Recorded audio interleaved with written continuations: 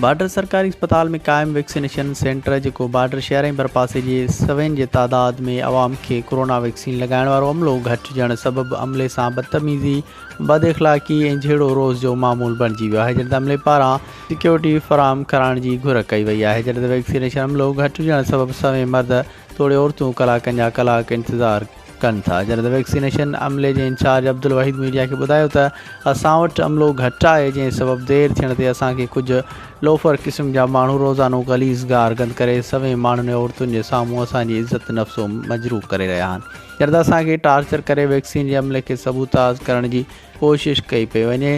Vaccine लगाइण वारे अमल के बंद करण की पिण कोशिश करे अवाम जो नुक़सान कयो पियो वञे।